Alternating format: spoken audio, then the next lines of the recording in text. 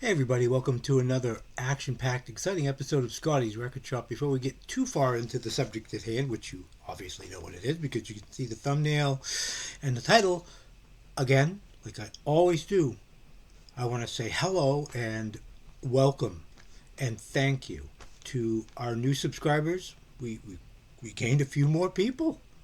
I don't know how this is working. I don't, there was the time when I was actually losing subscribers, and it wasn't like I was doing anything controversial. It was just, I guess, the nature of this whole thing. But I say it every week, and I sincerely mean it. I appreciate each and every one of you who take a few minutes out of your very busy day to spend time listening to this guy just ramble on about music and things that I like. And you obviously like music too. That's why we connect here, which is really kind of cool. I love this.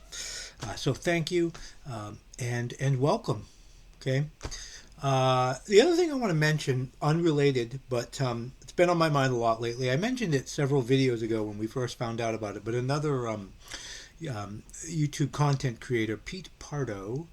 A lot of you know Pete. Sea of Tranquility, been around for quite a few years, and as you all know, or probably all of you know, he's battling brain cancer. It has been, I guess it's a pretty aggressive form of brain cancer from what I've heard. I just want to mention him again.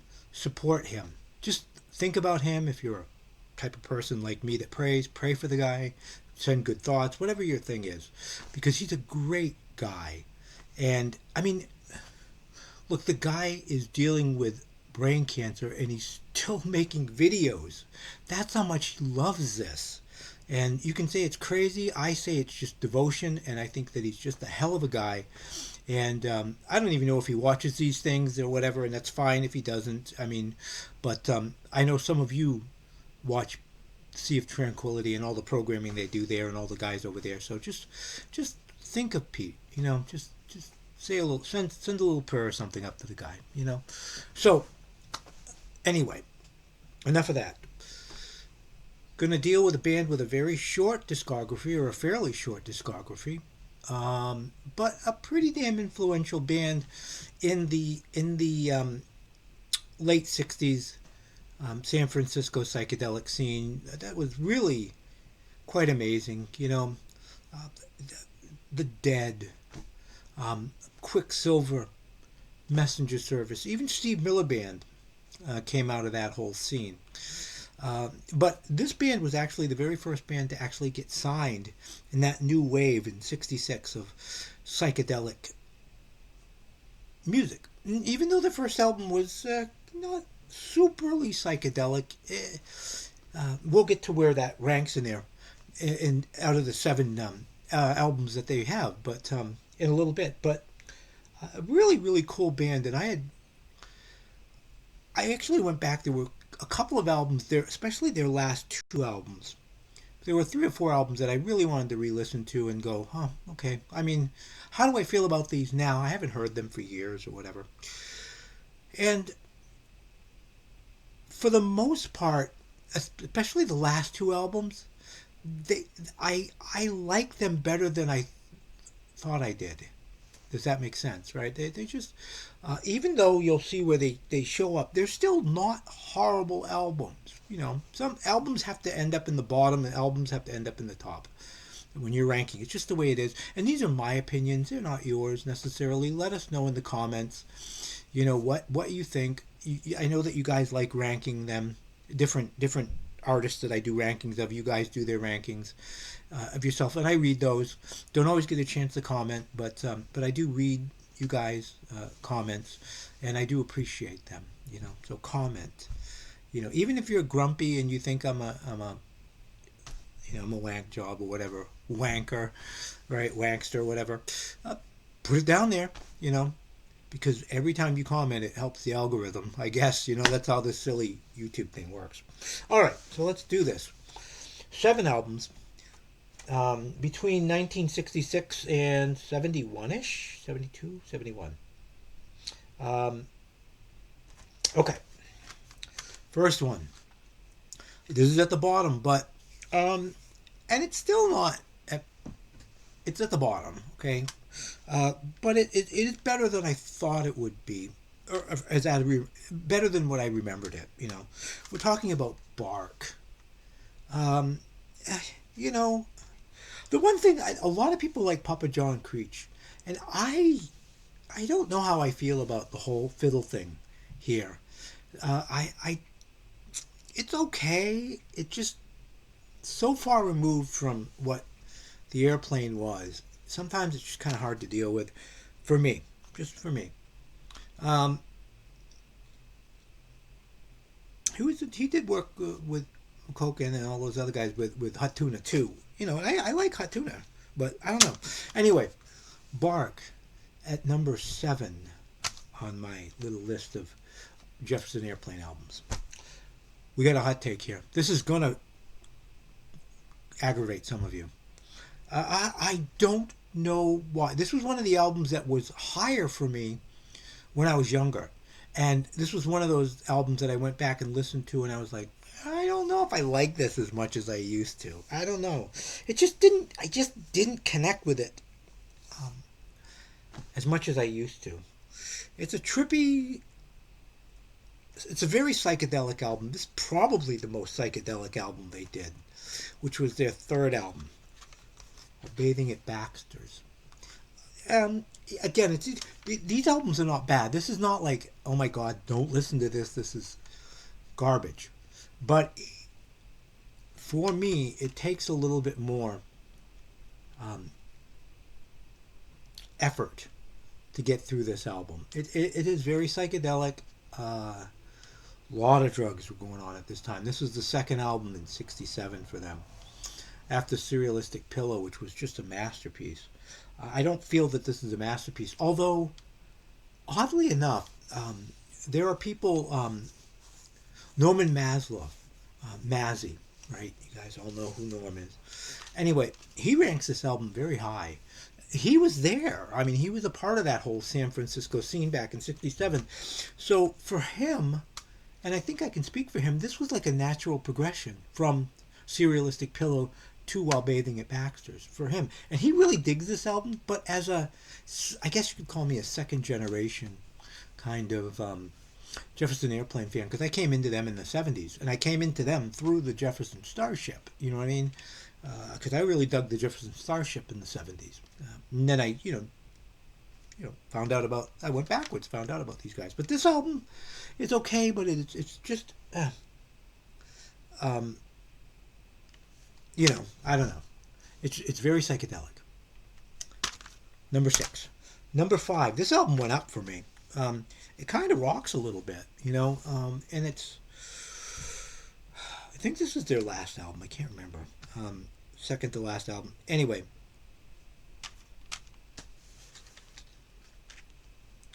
This album is Long John Silver, by the way.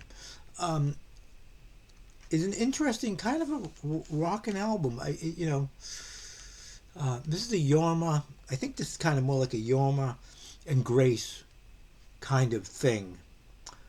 It's not that bad. Like I said, it's better than I thought it would be. This is the one album that I was like, it just kind of went up for me a little bit. It would have been below this originally. Now it's gone up a little bit. So this is my number 1, 2, 3, 4. This is number 5 on my list of Jefferson Airplane LPs. Okay, Long John Silver. Not bad. I have grown over the years to like this album more and more. When I originally kind of got into the Airplane, I wrote this album off. A radio station that I worked in many, many years ago had a copy of this, and I borrowed it for a little while and listened to it. We weren't playing it, Nobody wanted to hear anything off of this, so I borrowed it. I listened to it, and I went, it's just, it's not the Airplane. Blah blah blah blah blah blah blah blah blah blah blah blah. It's not Surrealistic Pillow. It's not Volunteers. It's not. It takes off. It's their first album. A little bit of a different lineup. More of a Marty Balin kind of Balin kind of thing, you know, folky, a bit psychedelic. This album actually got censored big time. This is the there are some videos on YouTube, so I'm not going to get into it, but that talk about this album, and how it was censored and edited and stuff because it just didn't go over very well with the folks at the RCA Victor. But this is the 12. Yes, I believe this is the 12-track version. Yeah, this is the 12-track version. The album, most of us who got the album originally, unless you bought a first pressing, got an 11-track version, and there was some lyrics that were changed around because they were found to be very offensive and stuff. But I don't know. I just like this album, and I'm glad that I went back. And this was actually several years ago. I thought, I'm going to listen to it. When I was completing the discography on CD, I was like, I'm going to get it. And what the hell, I'm going to listen to it again. And it was like, you know, the older I get, the more I kind of like this album. So, 1966, the Jefferson Airplane takes off. Okay. The next three, drop dead classics. It's just number three is always going to be number three for me. It's not going to top the other two, but a really, really good album. Talking about Crown of Creation. Love that cover too. Great Crown of Creation, a great song. Lather is another song. This can get kind of folky and kind of out there at times too, but unlike Bathing It Bad, it's just this. I don't know. I just remember when I first started getting into these guys in the 70s. I just instantly, like, this is a great album. I would have no problem, you know, if somebody says, hey, I just got this Jefferson Airplane album. It's called Crown of Creation. I don't know anything about them. Would this be a good place to start, or should I not listen to this yet and get another album? You are free to listen to this one, kids. Great album. At number three, from 1968, Crown of Creation. Number two and number one flop for me. And even when I was making this video, it was like, really? And I hate doing that. It's like, so what I end up doing is I go, damn it, this is how it is. This is how I feel at this moment in time. This second in time. There it is. So for today, for the moment, number two is Volunteers. It was a great friggin' album. Very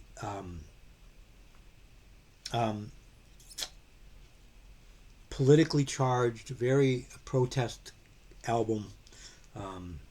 This would obviously go over very well today if you're into the current movements that are going on and you do not know about this album.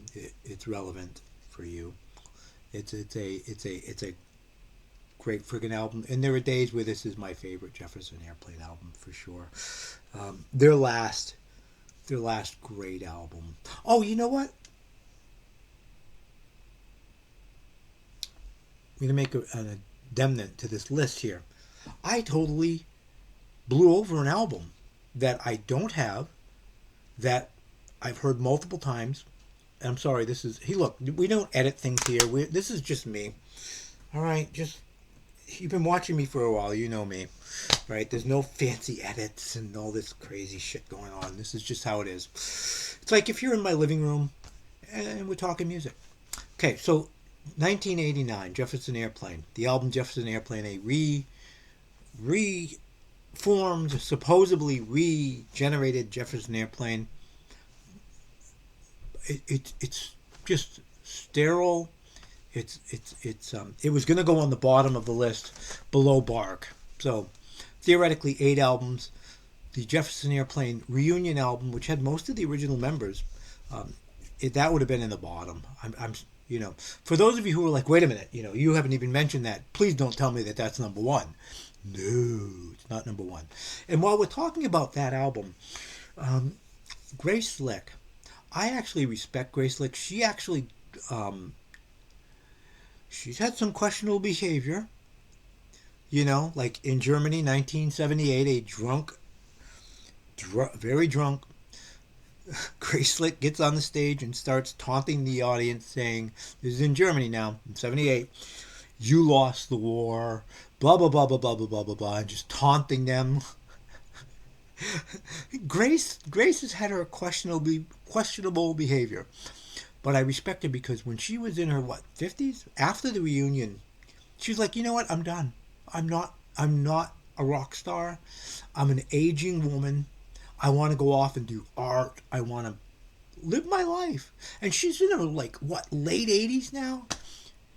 Really not so much in the public eye anymore. She's just living her life. Unlike a lot of other rock stars who get up on stage with their wrinkles and their arthritis and they're in their spandex pants and they're trying to pretend that they're hip and they're cool and everything. Grace was like, "No, I'm not going to be this aging rock star. I want to be remembered as I was remembered, as I was." So hats off to Grace on that one. I wish a lot of other artists would do that. All right. So anyway, number two, I know we diverged. We digressed, and I apologize, but volunteers. Number two. Number one, which could be number two tomorrow, but it's number one temporarily. A lot of people's number one. Surrealistic Pillow. What a masterpiece of psychedelic rock.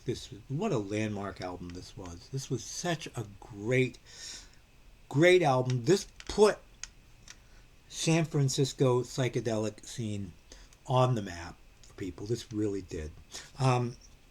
Something I wanted to mention too, and people like get a kick out of the song "Plastic Fantastic Lover," and they think something about that isn't right. And I heard Marty Bale in an interview of him, and he's like, "No, it's not a blow-up doll." Okay, some people are like, "Ooh, really scandalous," you know. No, the Plastic Fantastic Lover is your television, and the song was about how people are just enamored by their boob tube, by the idiot tube, as some people call it, and just it's their lover, you know, it's their plastic fantastic lover. So it's about television. That's what he claimed. Maybe it is about a blow up doll. Maybe they were all stoned, but he didn't. I could imagine them, you know, as scandalous at times as they could get, going, "Yeah, it's about a blow up doll. What do you think of that?" So I think he was actually accurate when he said it was actually about television. But anyway, they acquired Grace Slick from the Great Society, and when they grabbed her, they grabbed two songs by Great Society that they had released, "Somebody to Love" and "White Rabbit," and I don't mind the Great Societies. I've got that album. Uh, I don't mind the version of those two songs, but they were meant for the Jefferson Airplane, and the band really took them on and really did a great job. By the way, some people prefer the mono mix